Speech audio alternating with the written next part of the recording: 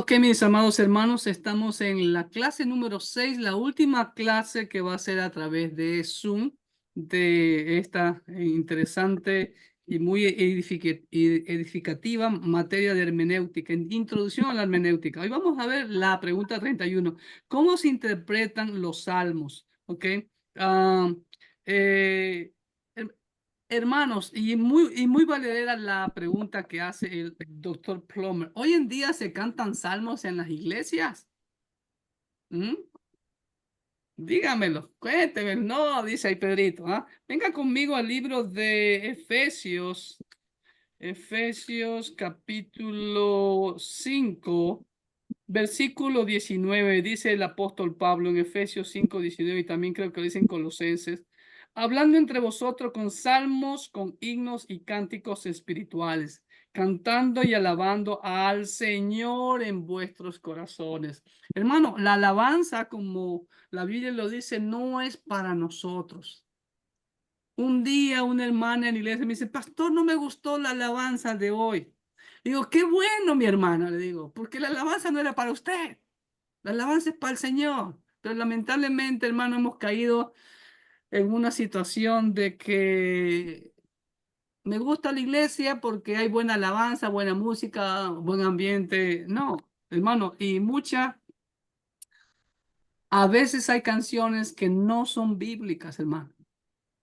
Hay cosas, por ejemplo, hay una canción que a mí me gusta de el hermano Danilo Montero, pero yo le digo al hermano: "Ay, para un ratito, cámbiame eso que dice ahí por lo que realmente dice la Biblia, ¿no? Tú inventaste todo, Señor", dice una de las alabanzas. Y Dios no inventó nada, hermano. Dios es el único creador. Tú creaste todo, Señor. Pon ahí. Cuando canten, digan: tú creaste todo, Señor. ¿Sí ven? Parece, pero pastor, no, hermano, parece mentira, pero una palabrita cambia toda la esencia, ¿ok? Ahora, ¿qué tenemos que ver en los salmos? Los salmos están plenamente organizados, hay 5 grupos, posiblemente fueron agrupados de esa manera para imitar el Pentateuco, dicen algunos. Otros dicen que se ve un tema desarrollado davídico como la clave para entender la organización de los salmos. Ahora, ¿cómo podemos interpretar los salmos? El primer paso es leerlos. Estudiar la Biblia. Por eso no me canso de repetirle, amados hermanos. Tenemos que obedecer el mandato de nuestro amo y Salvador Jesucristo de Juan 5:39. Escudriñad las escrituras. El verbo escudriñar está en presente continuo y es imperativo, modo imperativo, significa es una orden. ¿Cuándo tenemos que hacerlo? Todos los días, hermano. ¿Ok?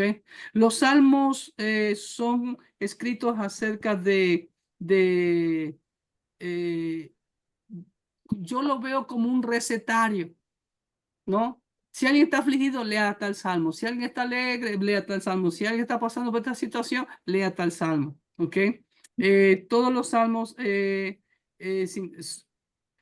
van a permanecer para siempre, como dice su palabra. Entonces es importante leerlos, escudriñarlos, como subraye, identifique el subgénero del salmo. ¿Ok? Usted tiene que notar cualquier información contextual dada en el encabezamiento. No sé si usted se ha dado cuenta que en algunos salmos tienen unos encabezamientos. Al músico principal, Mishmor de David. Mishmor en hebreo significa salmo, salmo de David, ¿no?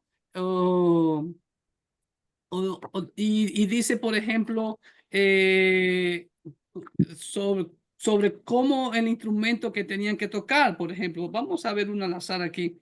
El Salmo 18, venga conmigo al Salmo 18, miren lo que dice el encabezado: al músico principal, Salmo de David, siervo de Jehová, el cual dirigió a Jehová las palabras de este cántico el día que le libró Jehová de mano de todos sus enemigos y de la mano de Saúl. Entonces dijo, ¿se ve? Este es un salmo de alabanza, ¿no? De victoria. ¿Se dan cuenta?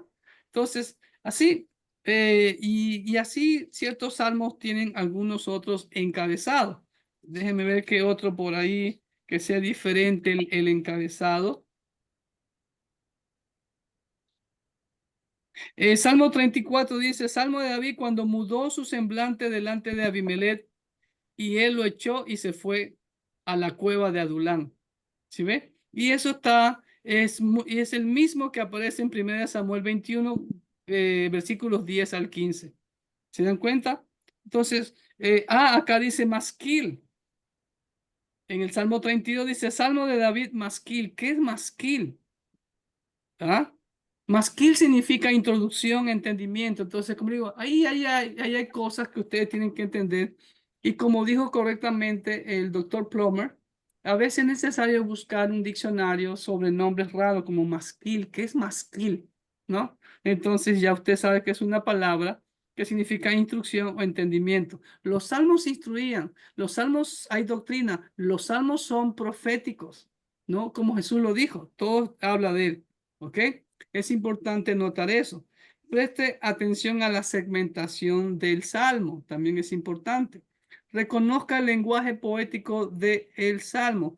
Recuerde que los salmos están llenos de lenguaje poético, hay metáforas, hay símiles, hay aliteración, hay hipérbole, hay paralelismo, hay antropomorfismo. Ya les dije eso la vez pasada cuando hablamos sobre los salmos mismos, ¿no? El Señor creó todos los cielos con su mano, ¿no? Pero con brazo extendido nos redimió, ¿no? Entonces, ahí hay principios que examinar. Examine la importancia mesiánica del Salmo. Recuerde que toda la escritura apunta solamente a Cristo Jesús, como siempre se lo he repetido. ¿Ok? Entonces, solo el contexto indicará si los autores del Nuevo Testamento citan el Salmo como una predicción proporcional o como una correspondencia tipológica.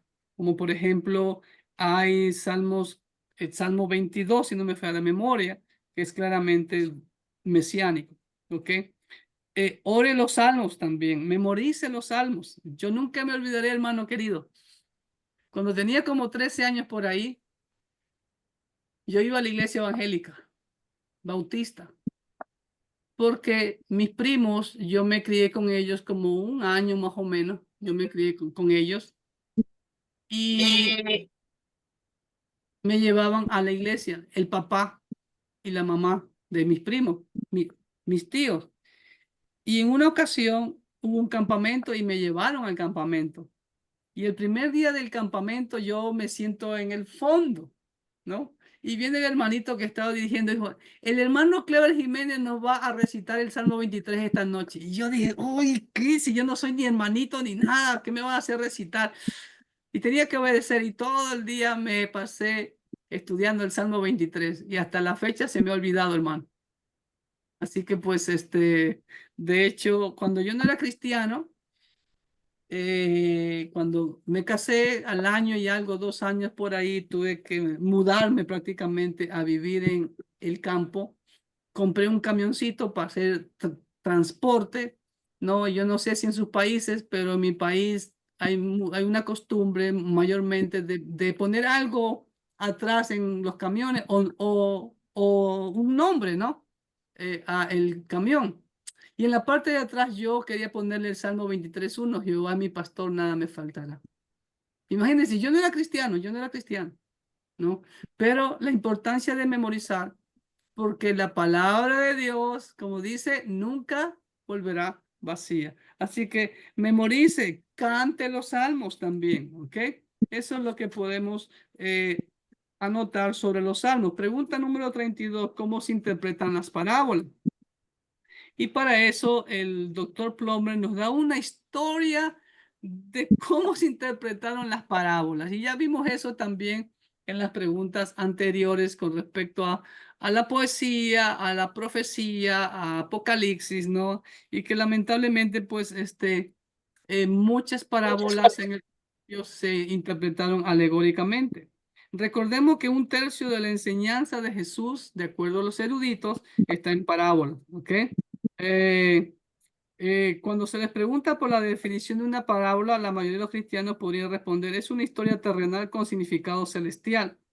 La definición del diccionario es narración literaria, oral o escrita, de carácter pedagógico y moral, mediante la cual se reviste la idea o el pensamiento que se quiere expresar en forma de historia creíble y aceptable para todo el mundo. Así es.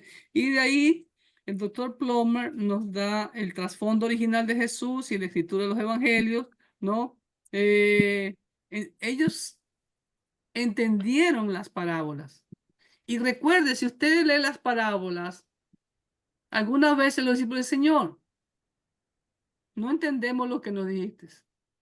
Y el Señor en algunas ocasiones le da la interpretación. Así que no tenemos que estar buscándole, por así decirle, otra interpretación a la parábola cuando el mismo Señor dio la interpretación. ¿Ok? Y de ahí el doctor Plummer da una historia desde la iglesia primitiva hasta la reforma, cómo se fueron interpretando las parábolas. Y uno de los padres de la iglesia, llamado Orígenes, fue que empezó con el asunto de la alegoría, ¿no?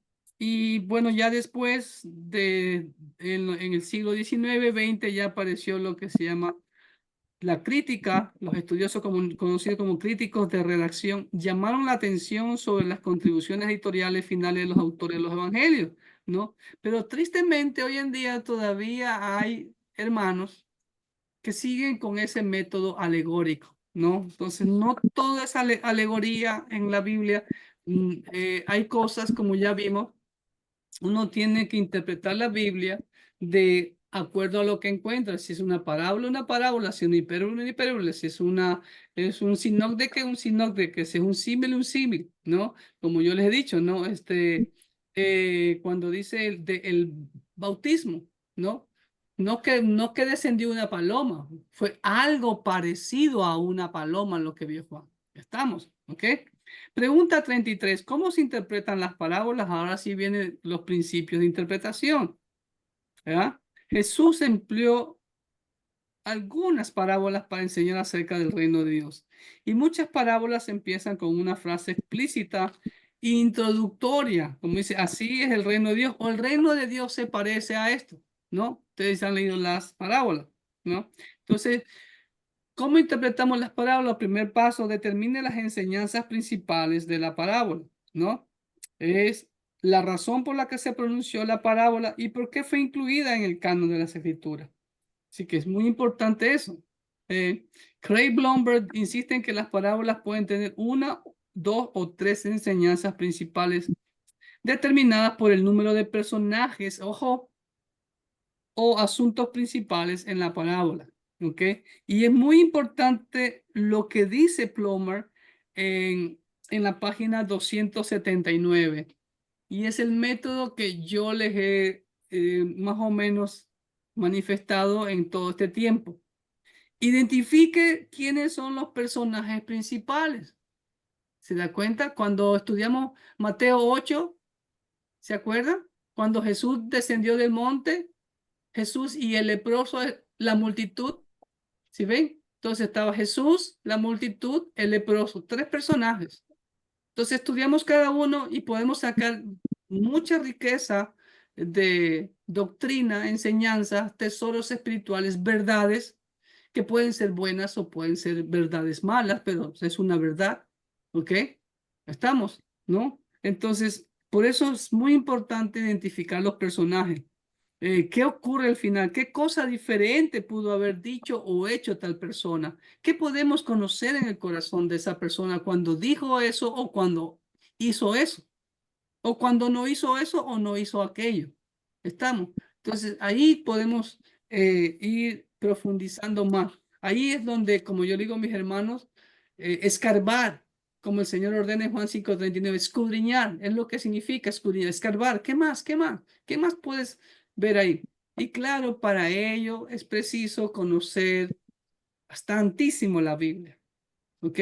Y también conocer el contexto, ¿no? Y como yo le digo a los hermanos, usted tiene que trasladarse en el túnel del tiempo y viva la historia. Póngase en la sandalia de los personajes, ¿no? ¿Cómo era el tiempo aquello? Todo eso es muy importante. Y si usted ha ido al Museo de la Biblia, usted ve aquí ese pequeño lugar que le llaman la Villa de Nazaret. Y vemos a unos personajes ahí disfrazados como se vestían en ese tiempo, ¿no? Usted ve ahí cómo era una máquina o, bueno, un molino, ¿no? En donde se aplastaban las aceitunas. las uvas, como había un lagar, un pequeño lagar donde pisaban las uvas. Y entonces, todo eso le da una idea de wow, para tener un mayor entendimiento de lo que el pasaje dice. Amén. Tiene que reconocer las imágenes habituales en las parábolas. Ajá. Por ejemplo, y eso también es importante, ¿no? Si yo les digo a ustedes, amados hermanos, Nebot transformó la perla del Pacífico. ¿Qué entendieron, hermano? ¿Quién entendió? Nada. ¿Saben por qué no entendieron lo que yo acabo de decir? Porque ninguno de ustedes es ecuatoriano. ¿Sí ve? Si estuviera Abraham y si estuviera Brian, me hubieran entendido algo. Nebot es el apellido de un hombre que fue alcalde por 10 años o más, no me acuerdo. Y ese hombre transformó nuestra ciudad Guayaquil, y Guayaquil en Sudamérica es conocida como la perla del Pacífico. ¿Se dan cuenta? Pero ustedes no entendieron nada. Entonces es muy importante entender los conceptos de ese tiempo, las costumbres de ese tiempo. Como por ejemplo, ustedes saben, las bodas. Aquí, ¿cómo son las bodas, hermanos queridos? ¿Quién llega primero a la boda? ¿Carlito Ortega? ¿La novia o el novio? Novio, El novio. ¿Y la novia cuándo llega? ya cuando están todos ya ahí esperando. ¿Pedrito? Bueno, es que lo escuchan. Sí, sí, sí, te escuchamos. Bueno, yo por ahí escuché un chiste, pero esto lo digo con todo el respeto, ¿no? Ajá. En base a ese tema, y me acuerdo que en las redes sociales yo estaba viendo, estaba escuchando y decía que va a haber en el cielo 30 minutos de silencio. Y le dice la mujer, ¿y por qué? Pues porque, le dice que porque las mujeres iban a entrar 30 minutos. Ah, porque en el cielo había 30 minutos de silencio. Sí, sí, sí, sí. Eso está Entonces, en Apocalipsis. ajá, estos son el Apocalipsis. Bueno, ya No ni me me acuerdo. acordé, ahí yo la embarré, ya no me acuerdo. Pero me entiende lo que le quiero decir. Pero me entiende lo que le quiero decir. No sé si me Sí, entendieron. sí. No, sí, te entendemos, ¿no? De que pues las mujeres se retrasan, ¿no? ¿Dónde está eso? Tuvieron 30 minutos, sí. Anyway, pero así es, llega, ¿no? Pero de acuerdo al modelo bíblico, la novia estaba lista, ataviada, esperando al novio, ¿ok? Así que es muy importante entender eso, ¿ok? Entonces, eh, ahora es muy importante también el reconocer esas imágenes, esas expresiones, como le dije un momento. Ahora, tenga en cuenta los detalles sorprendentes e inesperados, ¿no? Por ejemplo, no exagerar algo de que no está. Cuando se habla, por ejemplo, de los 10.000 talentos comparado con los 100 denarios, estamos hablando de la diferencia, ¿no? Oh, pero ¿por qué esto? Es como, por ejemplo, yo, no sé si les comenté un día, ¿no? Cuando Jesús resucitó, está sentado o estaba preparando un asadito ahí, ¿no? Pescadito fresco en el mar de Tiberia. Y los apóstoles llegaron, bueno, estaban ahí toda la noche, no habían pescado nada. Y el Señor dice, hey, tiren la red hacia la derecha, algo así, ¿no? Y sacaron 200 y pico de peces. Y bien grandes, dice la Biblia, ¿no? Y bueno, yo sé que allá en el cielo yo ya lo sabré. Digo, Señor, ¿por qué se menciona la cantidad exacta de peces? ¿Qué verdad, qué principio me quiere mostrar ahí? No lo sé.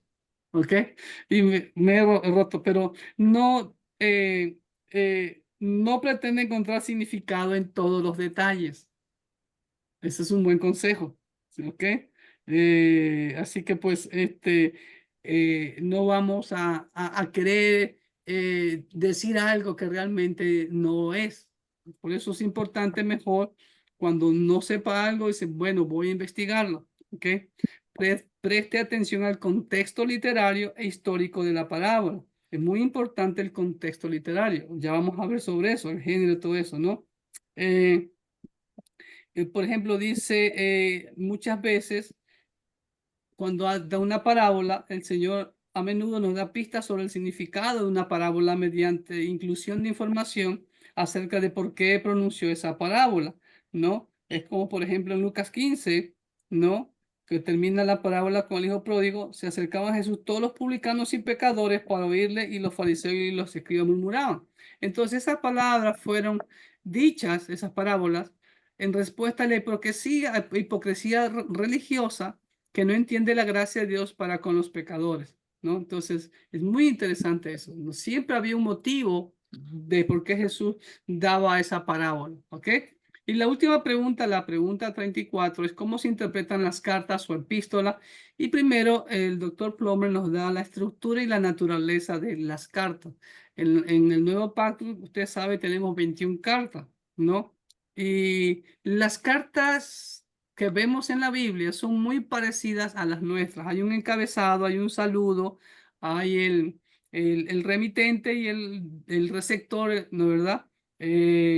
Y este saludo va generalmente seguido por unas palabras de oración o acción de gracias cuando la hay, porque no en todas hay, como en la de Gálatas, ¿no? Hay ideas introducidas en el comienzo de una carta que reaparecerán con frecuencia más adelante como temas importantes, ¿no? Como ejemplo en Gálatas. Vea las formas literarias usadas en la carta, ¿no? No es raro encontrar la afirmación de que una carta del Nuevo Pacto está citando un himno o confesión cristiana antiguos, ¿no? Como en Filipenses 2 del 6 al 11, segunda de Timoteo 2 del 11 al 13, ¿no? Filipenses 2 del 6 al 11 es lo que se llama la kenosis, ya lo vimos anteriormente. Otra forma literaria que es extraña para algunos intérpretes modernos que vemos en las cartas es lo que se llama una diatriba.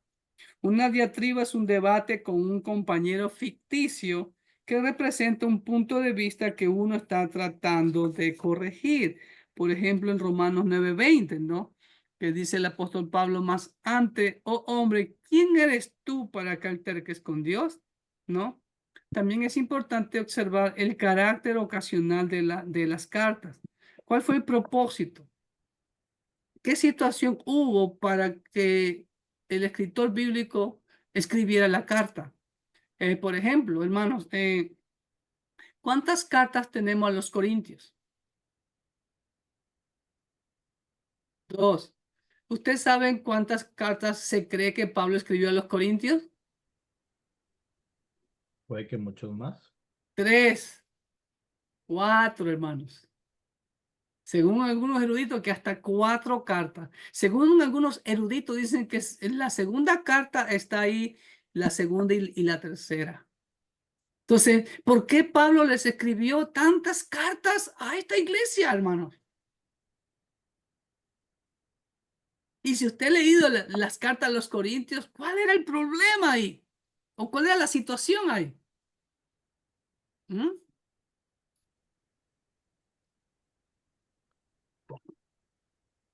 Eran demasiado carnales. Y la situación ameritaba 1, 2, 3, no sé, tal vez más, ¿no? Hasta la presencia mismo de Pablo dice, voy a ir, pero no seré indulgente, dice, ¿no? ¿Sí ve? Fuerte, Se, ¿no? se ¿Mm? imagina escribiéndole a la iglesia de hoy Imagínense. en día. Exacto, Carlitos. ¿Ah? Si yo escribo así hoy a la iglesia, ¿qué va a pasar con mi iglesia? Bueno, mi iglesia, con toda humildad, doy gracias a Dios por mi iglesia. Somos una iglesia pequeña, pero estamos bien consolidados en la palabra de Dios. Tenemos nuestras deficiencias, sí. Tenemos nuestras fallas, sí, pero ahí vamos. Pero gracias a Dios somos bien unidos y todo lo llevamos es a la luz de la palabra. No lo que el pastor Clever diga, porque no debe ser así. El pastor solo guía y guía para que los miembros estudien la palabra. No impone nada el pastor. Nosotros somos guiadores, pastores, apacentadores, ¿ok? Y vamos a ver eso en el ensayo que ya vamos rápido a terminar aquí. Hay que, tener en cuenta la cuestión de los escritos seudónimos, ¿ok? Pero dice, no es raro que los eruditos no cristianos o cristianos liberales afirmen que ciertas cartas en el nuevo pacto no fueron escritas por las personas mencionadas en las salutaciones. Y el doctor Plummer cita a D. A. Carson y Douglas Moo, que ofrecen un razonamiento convincente contra los seudónimos en las epístolas del Nuevo Pacto. Y es un muy buen libro, se los iba a tener a la mano. No sé dónde está el libro del doctor Carson y Moo, que yo sí lo he estudiado, muy buen libro. Así que esas son las preguntas para hoy. Ahora vamos rápidamente en estos 40 minutos o menos, todo depende de nosotros. Venga, vamos a hacer un ensayo rapidito. Hechos, capítulo 20. Venga, hermano, capítulo 20.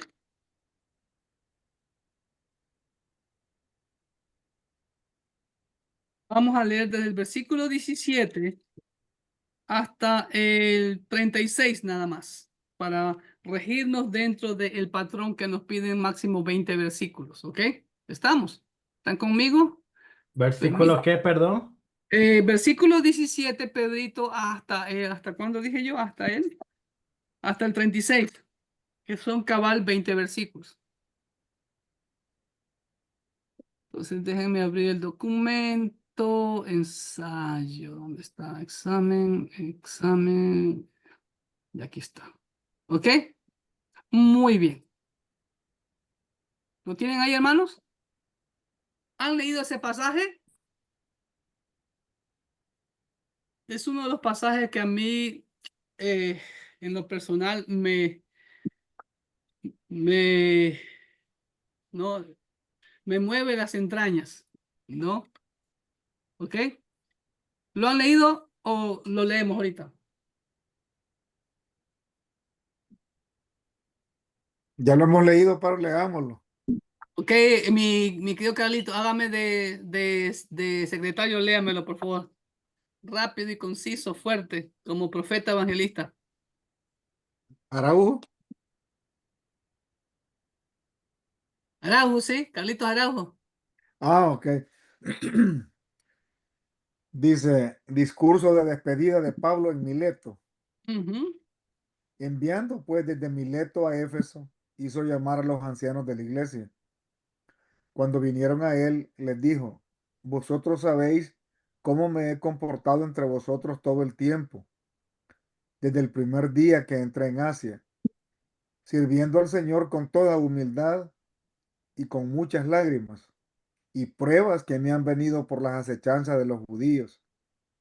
Y como nada que fuese útil he rehuido de anunciaros y enseñaros públicamente y por las casas, testificando a judíos y a gentiles acerca del arrepentimiento para con Dios y de la fe en nuestro Señor Jesucristo.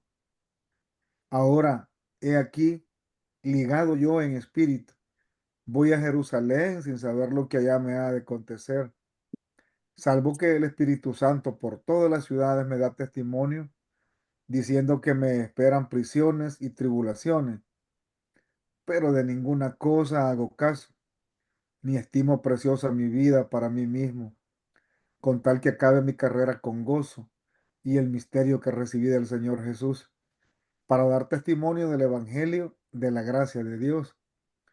Y ahora, he aquí, yo sé que ninguno de vosotros, entre quienes he pasado predicando el reino de Dios, verá más mi rostro. Por tanto, yo os protesto en el día de hoy que estoy limpio de la sangre de todos, porque no he rehuido a anunciaros todo el consejo de Dios. Por tanto, mirad por vosotros y por todo el rebaño en que el Espíritu Santo os ha puesto por obispos, para apacentar la iglesia del Señor, la cual Él ganó por su propia sangre. Porque yo sé que después de mi partida entrarán en medio de vosotros lobos rapaces, que no perdonarán al rebaño, y de vosotros mismos se levantarán hombres que hablen cosas perversas para arrastrar tras sí a los discípulos. Por tanto, velad, acordándoos que por 3 años, de noche y de día, no he cesado de amonestar con lágrimas a cada uno. Y ahora, hermanos, os encomiendo a Dios y a la palabra de su gracia, que tiene poder para sobreedificaros y daros herencia con todos los santificados. Ni plata, ni oro, ni vestido de nadie he codiciado. Antes, vosotros sabéis que para lo que me ha sido necesario a mí y a los que están conmigo, estas manos me han servido. En todo os he enseñado que trabajando así se debe ayudar a los necesitados y recordar las palabras del Señor Jesús, que dijo, más bienaventurado es dar que recibir. Cuando hubo dicho estas cosas, se puso de rodillas y oró con todos ellos. Amén. Entonces, Ahí nomás, hasta el 36, ¿sí? Todos ahí se pusieron de rodillas en la playa. ¡Wow! ¡Qué momento!, ¿no? Ahora, muy bien, hermano. Ahora, para el ensayo, que se nos pide primero, establecer el contexto, trasfondo histórico, trasfondo literario y teológico, si es que lo hay, ¿no? Todo eso tiene ahí. Ahora, ¿cuál es el trasfondo histórico de este pasaje? ¿Alguien me lo puede resumir?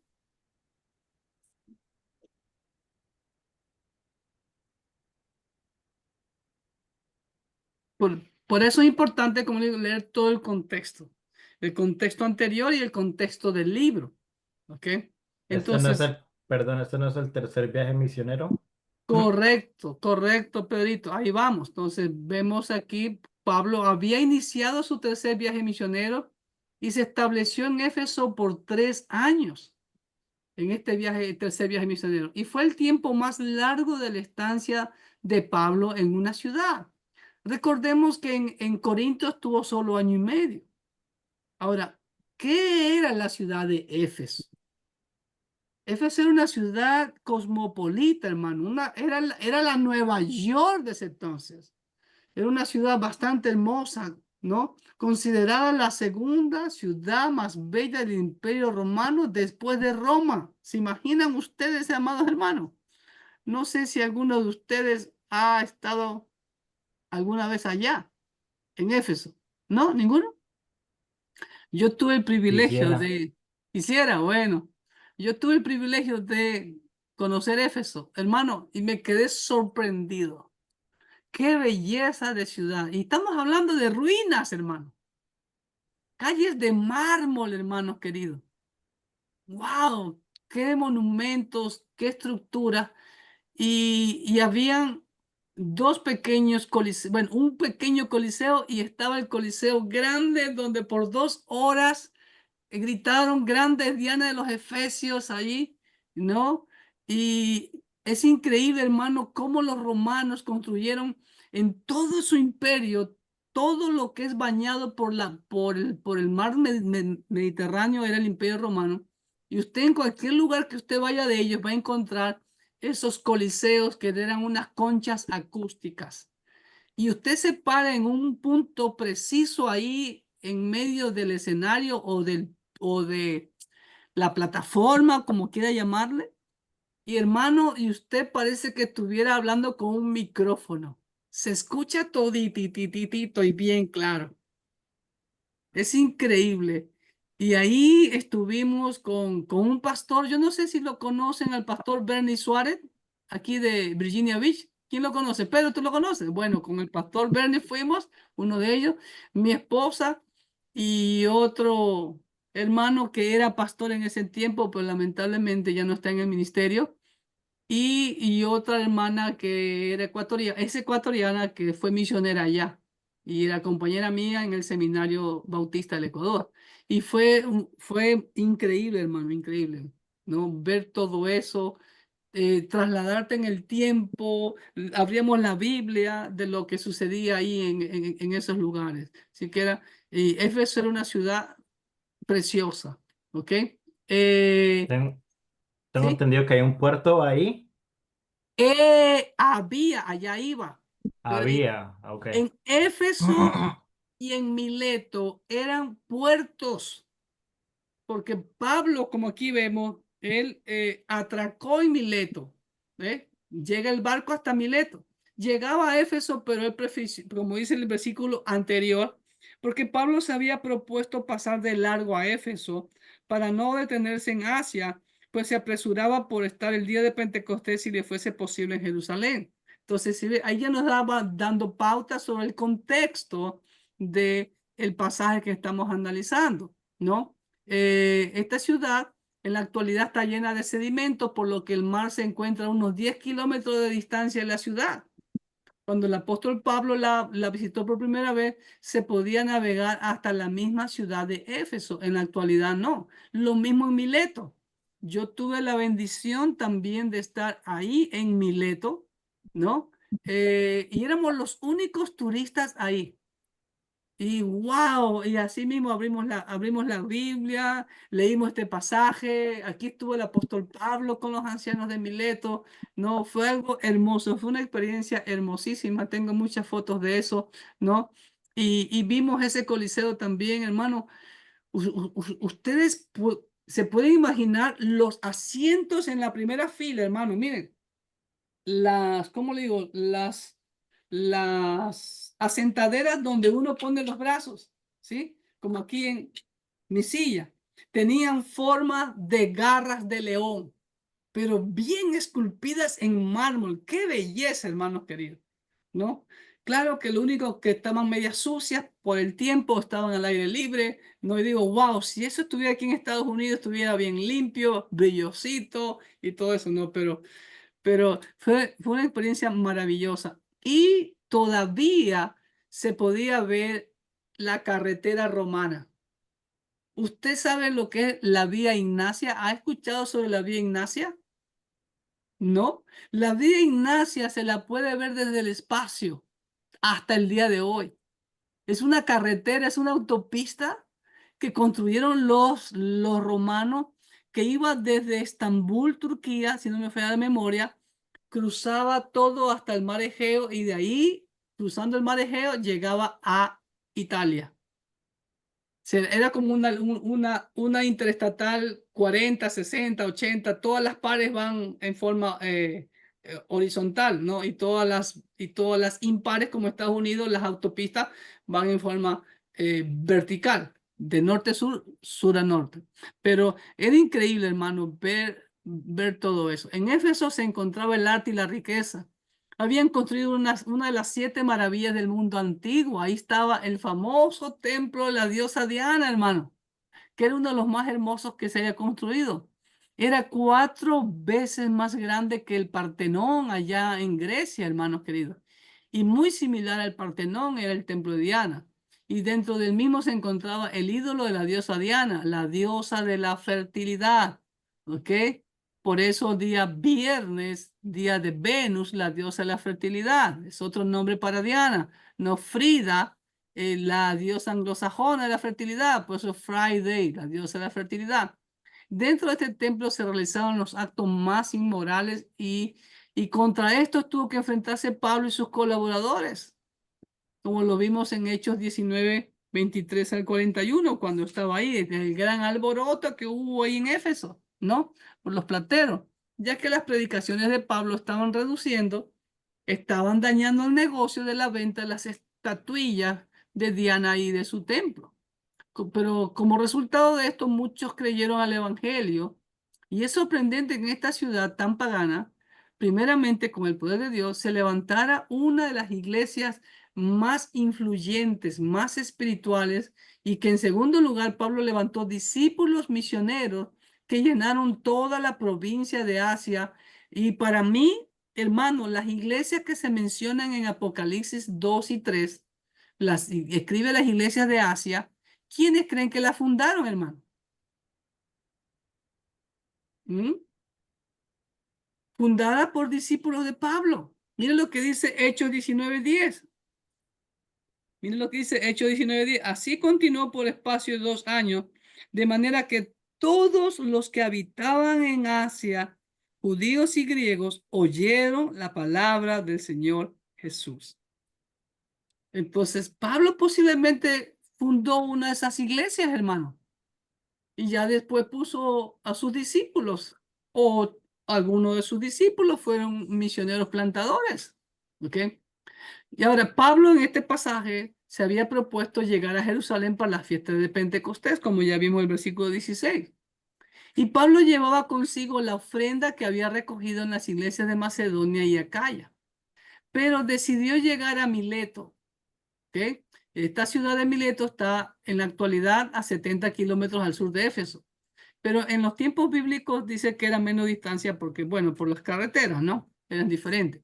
Y ahí él trató, bueno, lo hizo, se reunió con los ancianos de Éfeso, a quienes los convocó a reunirse en Mileto. Miren, desde Mileto manda a llamar a los ancianos y ellos vienen a Mileto. ¿Ok? Ahora, Hechos 20, el pasaje que hemos leído, combina principalmente, ahí viene el género. Es un discurso de despedida, tipo como una carta pastoral, ¿no? Hay narración histórica, narración biográfica. Pablo utiliza una defensa personal primero, como usted ve, eso también es un género, una apología, ¿no? Dice, ustedes saben cómo me he comportado entre vosotros todo el tiempo desde el primer día que entré en Asia, sirviendo al Señor con humildad, con mucha bla. Y después también en el versículo 33 dice, ni plata, ni oro, ni vestido de nadie codiciado ante vosotros sabéis, ¿sí ven? Entonces ahí está defendiéndose Pablo, es una apologética personal, ¿ok? Para defender su ministerio. Vemos también que es una carta de exhortaciones pastorales, que son consejos, advertencias proféticas, ¿no? Porque en medio de ustedes entrarán lobos rapaces que no perdonarán al rebaño. Y de vosotros mismos se levantarán hombres que hablen cosas perversas para arrastrar tras sí a los discípulos. Palabra clave en el libro de Hechos. ¿Ok? Advierten los peligros futuros y al final vemos una gloriosa escena de una oración final, aunque no leí los dos últimos versículos, vale leerlo. Dice, entonces hubo un gran llanto de todos y echándose al cuello de Pablo le besaban, doliéndose en gran manera por la palabra que dijo que no verán más su rostro y le acompañaron al barco. ¿Ok? ¿Se dan cuenta?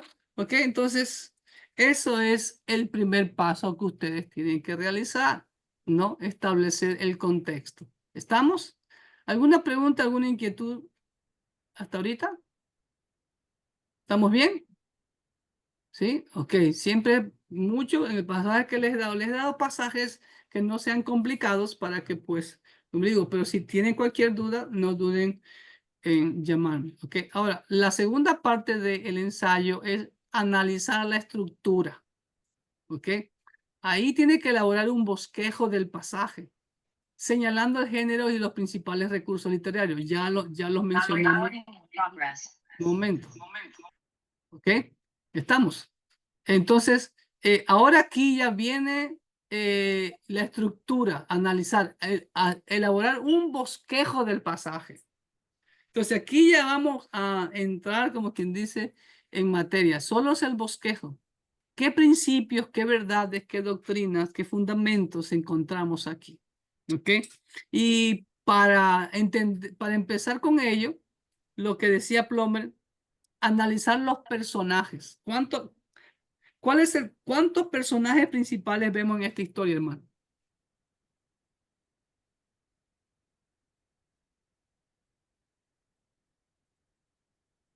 Hola. ¿Cuántos personajes principales vemos en esta historia?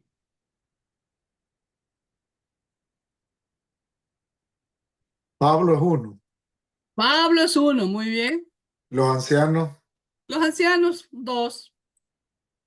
Punto. los que andaban con Pablo, Los amigos de Pablo, los compañeros de Pablo, que entre ellos estaba Lucas, ¿ok? Y, y otros, no me acuerdo los otros que le acompañaban, pero Lucas era uno de ellos. Y el Espíritu Santo. Por supuesto, ese es el Y mero en todo libro de Hechos. es el bosquejo de todo el libro. ¿Ah? Es Ahora solamente en el capítulo. ahí vamos, no, del pasaje que hemos estudiado. ¿Ok? Sí. Entonces ahí tú tienes que, guiado por el Espíritu Santo, hermano, tienes que ver primeramente, ¿qué versículos encajan en esa parte del bosquejo que tú quieres mencionar? Por ejemplo, ahora, personaje principal, el apóstol Pablo. Muy bien.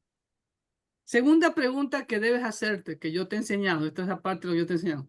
¿Qué cosa diferente pudo haber hecho Pablo, hermanos queridos? Empecemos por ahí. Mira lo que dice el versículo 16, porque Pablo se había propuesto pasar de largo a Éfeso para no detenerse en Asia, pues se apresuraba por estar el día de Pentecostés si le fuese posible en Jerusalén. ¿Qué cosa diferente pudo haber hecho Pablo? Vamos, rápido, hermano. Nos quedan 20 minutos. ¿Qué hubiera hecho usted? Póngase en las sandalias de Pablo, hermano. Vamos, a ver. Usted es el apóstol Pablo. Pasar de frente, no parar, pues sí decía, pues que Me voy de iba largo, yo rápido. quiero llegar a Pentecostés. Pero un momento, hace escala en Mileto. Tercera pregunta, ¿qué puedo aprender de lo que hizo Pablo? Todo tiene un propósito. Correcto. ¿Cuál es el propósito? ¿Qué hay en el corazón de Pablo? ¿Qué lo motivó a Pablo a parar en Mileto y hacer llamar a los ancianos? Escúchame, amado hermano. Él quería estar en Pentecostés si fuera posible. Ahora, recuerda, llega a Mileto y de ahí abre su celular y llama a los ancianos de Éfeso. Así fue, ¿no? ¿Verdad? Dice, hey, los quiero ver ya, vengan. ¿Así fue? No. Tuvo que enviar a alguien a buscarlos, 70 kilómetros. ¿Ok? Bueno, unas 4 horas se habrá demorado, ¿no? O sea, siquiera fue un día. Al siguiente día ya estaban ahí los ancianos, ¿no? Ahora, ¿qué podemos aprender en el corazón de Pablo, hermano? ¿Qué hay en el corazón de Pablo? Es muy importante eso.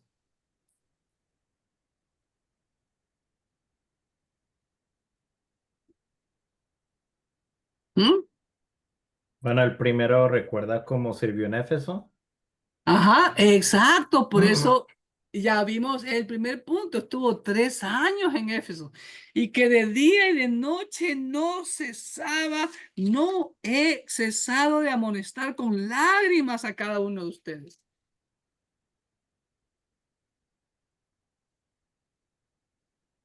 ¿Sabes cuál es? Ahí yo veo ya un primer punto para mi bosquejo, ¿no? El amor del verdadero siervo de Dios expresado en la preocupación de la iglesia de Cristo.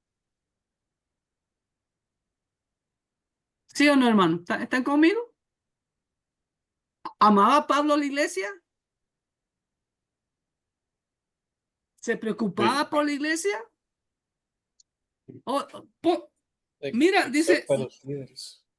mande, allá vamos, ¿no? Ok, ahora, ahí y en cada punto, cuando yo expongo, pues digo, yo expongo, y lo que estoy haciendo con ustedes, lo mismo lo hago con mis hermanos. Yo les hago la pregunta para que ellos escarben, porque no les voy a dar toda la vida el pez. Tienen que aprender a pescar. ¿Sí ve? Entonces, ahí escarben. ¿Qué podemos ver? Preocupación del amor de Pablo. El amor de Pablo por la obra del Señor. ¿No? Porque podría haberse ido de largo. Además dice, nunca más ustedes me van a ver. Y a mí qué me importa, yo nunca más los voy a ver. Pero wow, él se detiene. ¿Mm? Implica inversión de tiempo, dinero. Y no iba solo, iba con 3 más, creo. ¿Sí o no? ¿Se dan cuenta? Ahora, cuando encontramos este bosquejo, ya encontramos este punto, esta verdad. ¿Sí? Hola. Bienvenido. Ese soy yo, es que se me descargó el audífono y no va a poder escuchar hablar, Oh, perdón. ya, está bien. Ok, misión global. Entonces, ¿dónde me quedé? Entonces, Vemos el corazón de Pablo, hermanos queridos.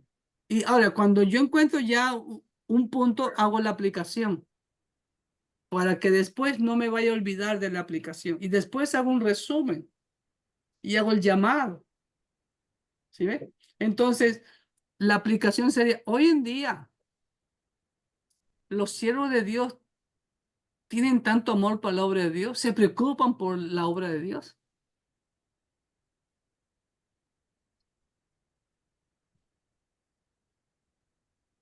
Ajá. Inclusive, nosotros como servidores nos preocupamos por la obra de Dios. Así sea en el ministerio donde Dios te haya puesto. Como yo le digo a mis hermanos, al que dirige a los jóvenes, al que dirige a los adolescentes, le digo, como me lo dijo a mí el pastor de Ecuador, esa es tu iglesia. Tomándolo por el lado amable, tú eres el pastor de ellos. ¿Sabes el día de sus cumpleaños? Les das una llamadita de vez en cuando. Hey, ¿por qué no viniste? ¿Estás leyendo la Biblia? ¿Necesitas oración? Etcétera, etcétera, etcétera. Hermano, por eso me encantan las historias de Pablo. Tremendo corazón que tenía Pablo por la iglesia. Lo que más agolpaba para él decía, no, las iglesias del Señor. Y por esa preocupación que él tenía de que la iglesia no se desvíe de la verdadera doctrina, él dice, necesito, como el Señor dijo claramente, me es necesario pasar por Samaria. Estamos, ahí vamos, el primer punto. Vamos avanzando. Si no, lo hacemos el sábado. Ahora, lo vemos en el versículo 17, ¿no? Enviando pues de Mileto a Éfeso, hizo llamar a los ancianos de la iglesia. ¿Sí ven? Entonces, ahí, él pudo haber sido de largo y no haber parado en Mileto y no haber llamado a nadie. ¿Sí ven? Entonces, ¿pero por qué lo hizo? Porque él realmente amaba la obra de Dios y se preocupaba por la iglesia de Cristo. Versículos 18 y 19. Ahora, ojo, tomo los dos versículos. ¿Por qué? Porque hablan del mismo tema. Cuando vinieron los ancianos, Pablo les dijo, voy a reemplazar los pronombres personales por los nombres. Ustedes saben cómo me he comportado entre ustedes todo el tiempo desde el primer día que entré en Asia, sirviendo al Señor con toda humildad y con muchas lágrimas y pruebas que me han venido por las acechanzas de los judíos. Hasta ahí nomás. ¿Qué principio, qué verdad encontramos ahí, amados hermanos?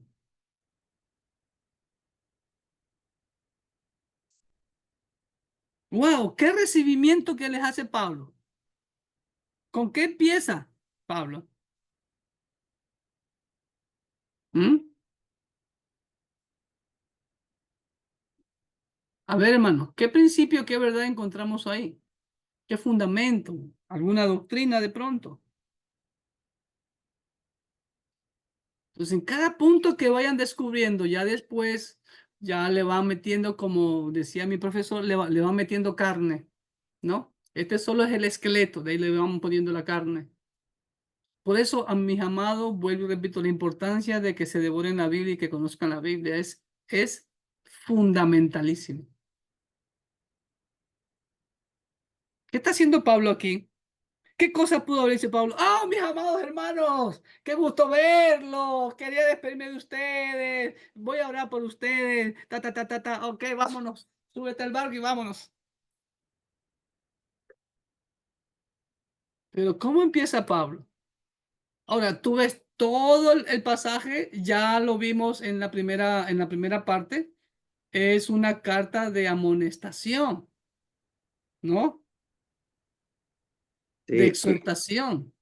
lo que puedo ver en estos dos versículos, hermano, es de que Pablo les está diciendo que, que su vida, a pesar de que no ha sido fácil, él continúa extendiendo el evangelio y, y, y les está diciendo lo que él ha padecido por causa de seguir a Cristo, ¿no?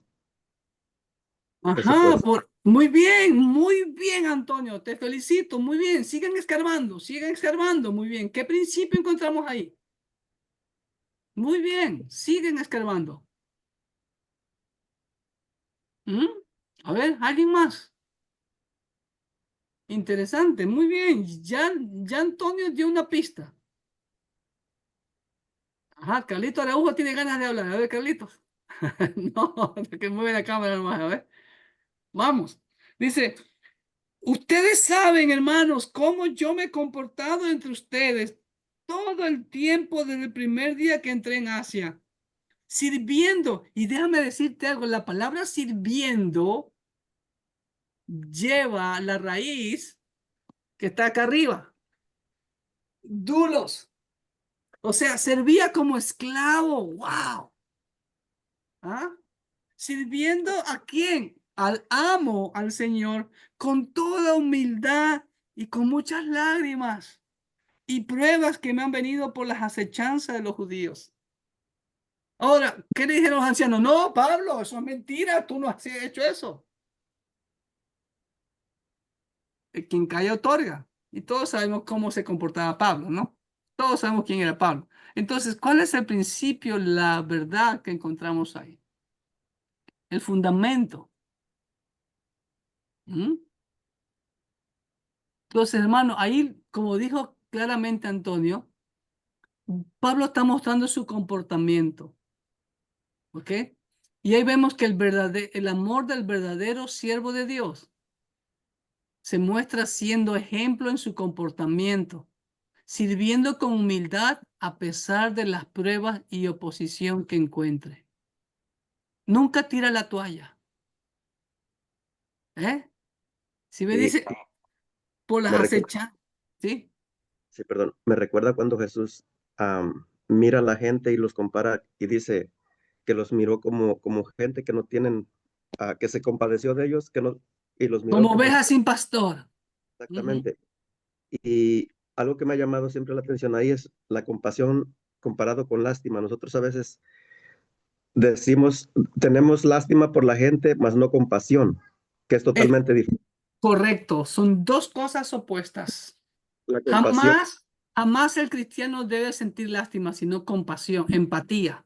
Ponte en exacto, las sandalias de ellos, ponte en los zapatos de ellos. sí, y la compasión te lleva a acción.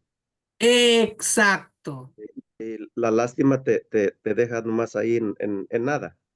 Creo que esa es la gran... Sí, es emoción. Ujú, La lástima es una emoción. Ay, pobrecito. Y del pobrecito no pasó, no hiciste nada. La compasión te lleva a la acción. ujú, Vas a hacer algo por la persona, exacto. ¿no? Aquí, hermano Pablo nos está dando un ejemplo a los demás. Aquí Pablo habla con autoridad porque la tiene. Él ha sido ejemplo a los demás. Pablo le dice, yo he sido ejemplo de cómo debe ser el siervo de Dios. ¿Estamos o no estamos? Ahora, la aplicación hoy en día o no sirve para hoy en día. Todo es aplicable a hoy porque la Biblia es absoluta, universal y constante. Entonces, hoy en día, los siervos, los que nos llamamos siervos de Dios, ¿estamos siendo ejemplo a los demás?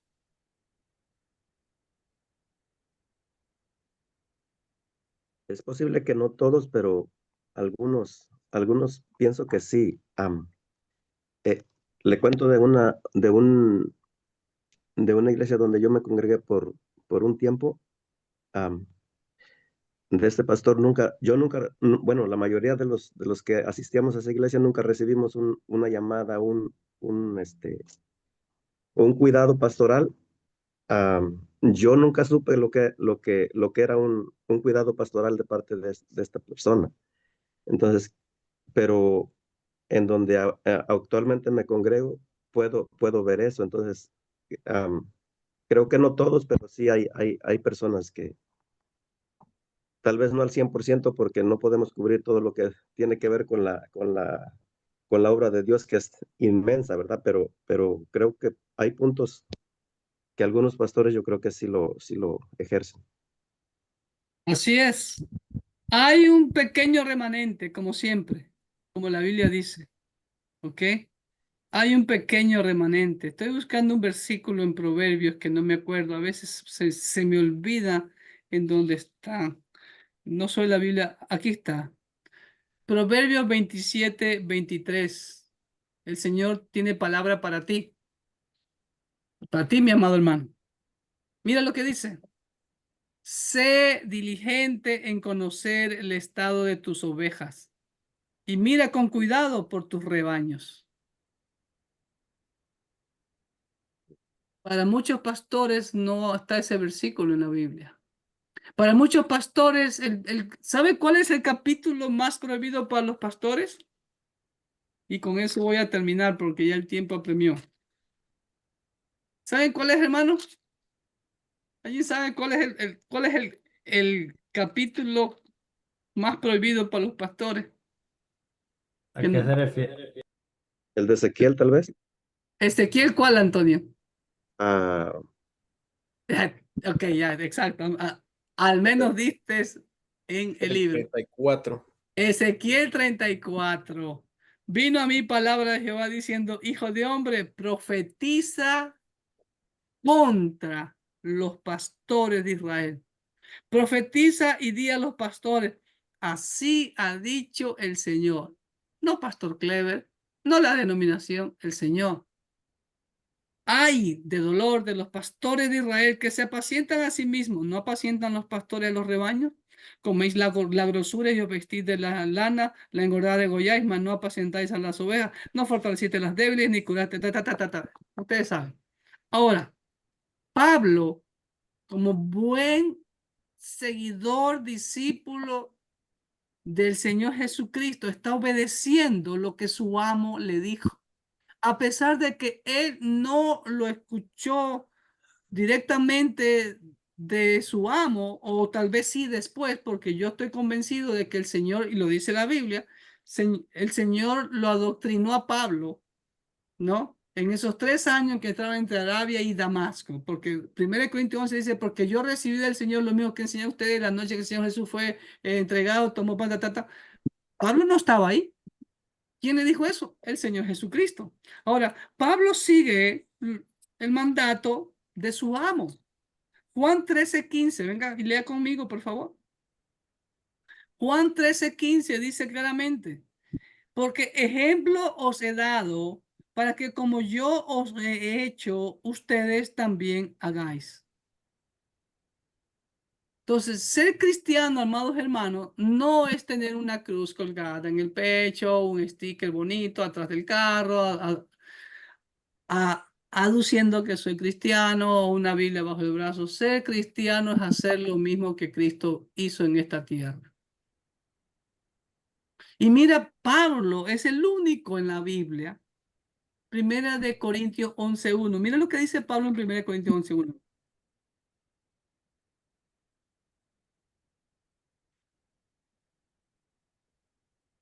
¿Nadie lo encontró? sí. Sed imitadores de mí, como yo de Cristo. Ay, ay, ay. Y también se lo dice en 1 Corintios 4:16, en Filipenses 3:17, en Filipenses 4:9, en 1 Tesalonicenses 1:6. Wow, hermano. ¿Podemos nosotros tomar esas palabras y ser eco de esas palabras para nuestras congregaciones? ¿Mm? ¿Tenemos esa capacidad moral, espiritual, de ser ejemplo a los demás para que nos imiten? ¿Sí ve? Y ahí, hermano, este pasaje está para... ¿Sí o no? Ok, pues entonces nos quedamos ahí en ese segundo punto, ¿fue? Segundo punto. Entonces ahí, el versículo 19, hasta ahí nos quedamos, que lamentablemente el tiempo, entonces el sábado vamos a tener más tiempo y vamos a seguir desarrollando este ensayo, ¿ok? Entonces ahí ya más o menos ya van viendo ahí, y como le digo, cualquier cosa, pues el sábado seguimos escudriñando. Amén. Pregunta, inquietudes hasta aquí. Recuerden estar en punto a las 10, hermanos, ¿sí? Esperemos terminar un poquito antes. No sé si va a haber almuerzo, no lo sé, pero vamos a tratar de, al menos por mi parte, voy a hacer rápido. Lo de las preguntas que faltan de ver va a ser rápido y nos vamos a enfocar en el ensayo. Amén. Y el examencito, como le digo, va a ser el libro abierto y ahí están las 8 preguntas que tienen que más o menos buscar, subrayen dónde están, etcétera, etcétera. ¿Ok? ¿Preguntas, inquietudes? ¿Qué tenemos que llevar, hermano, aparte de este libro?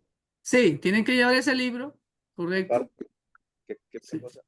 Biblia, por- La Biblia, por supuesto, sus computadoras, donde tomen nota, etcétera, etcétera. Tomen nota porque vamos a seguir mostrándole este ejemplo de ensayo, ¿ok? Para cuando hagan su ensayo, ¿ok? Y mucho Bueno, café para el viaje. eso, hermanos, lleven un galón de café. Correcto, Pedrito. Ok, voy a parar de grabar para que no se haga muy grande el video. Entonces, hasta aquí llegamos con la clase número 6 de hermenéutica.